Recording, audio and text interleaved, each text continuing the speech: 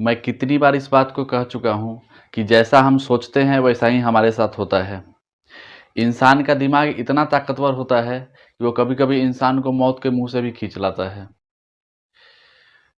कई साल पहले एक घटना के बारे में सुना था। कब सुना था, कहाँ सुना था ये तो याद नहीं है, लेकिन वो कहानी आज तक याद है।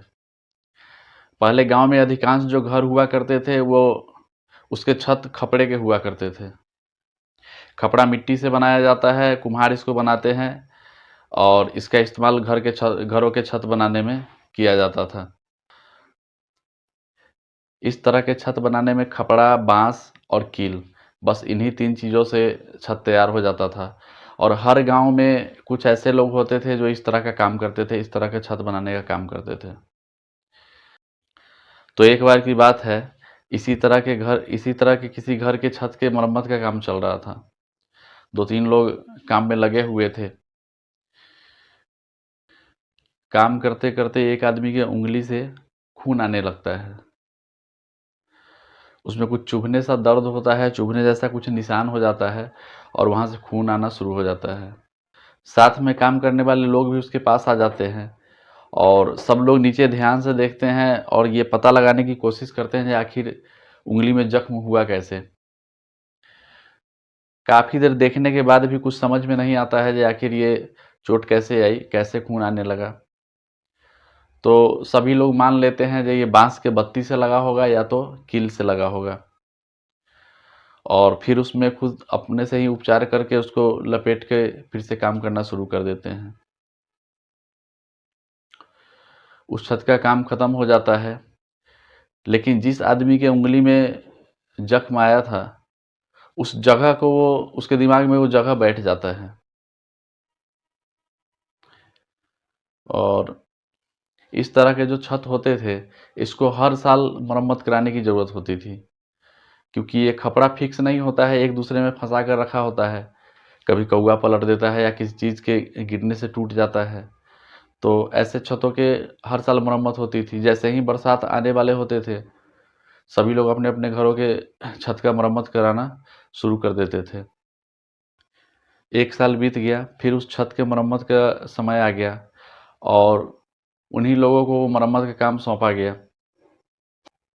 इस तरह के छतों का मरम्मत करने के लिए पहले खपड़ा को हटाया जाता है, फिर टूटे-फूटे कपड़े को छाँट कर फिर उसको बिछाया जाता है। तो कपड़ा हटाने का काम शुरू हो जाता है, सभी लोग कपड़ा हटाने का काम शुरू कर देते हैं, करने लगते हैं।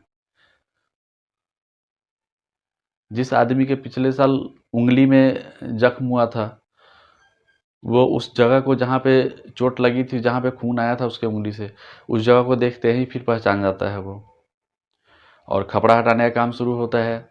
जब उस जगह पे पहुँचता है तो बहुत आराम-आराम से और सावधानी से कपड़ा हटाने लगता है। कुछ कपड़ा जैसे ही हटता है तो ठीक उसी जगह पे एक सांप का कंकाल उसको दिखाई देता है।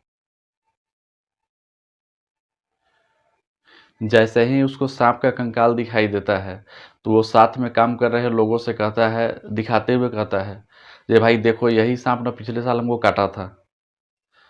और इतना कहते ही वो गिर जाता है और उसकी मौत हो जाती है। अगर सही में उसको उसी सांप ने काटा था और वो सांप जहरीला था, तो उस आदमी की मौत तभी हो जाती जब सांप ने काटा था, लेकिन नहीं होती है। क्योंकि उसके मन में, उसके दिमाग में विश्वास हो जाता है कि उसको किसी लकड़ी से ही चोट लगा है और इस विश्वास के साथ वो पूरे 1 साल जी लेता है। लेकिन फिर जब सांप के कंकाल को देखता है और उसके दिमाग में ये बात आती है कि नहीं हमको इसी सांप ने काटा था, तब उसकी मौत हो जाती है। इससे ये समझ में आता है कि इंसान का दिमाग कितना ताकतवर है, कि जैसा सोचता है वैसा ही उसके साथ होता है। हम ज़रा सा भी परेशान होते हैं तो हम नेगेटिव बातें सोचने लगते हैं और इस तरह से सोच-सोच के हमारे अंदर कई तरह की बीमारियां हो जाती है। हम जिस तरह की समस्या को सोचते हैं, जिस प्रॉब्लम को सोचते हैं, वो तो उसका समाधान तो 2-3 महीने में हो जाता है, लेकिन उसके सोचने के कारण जो हमारे अंदर बीमारियां हो जाती है, वो फिर परमानेंट रह जाती है। इसलिए परिस्थिति कैसी भी हो, आप हमेशा पॉजिटिव सोचिए। जब आप अच्छा सोचेंगे तो आपके साथ अच्छा ही होगा। ये वीडियो कैसी लगी कमेंट में ज़रूर लिखिए। धन्यवाद।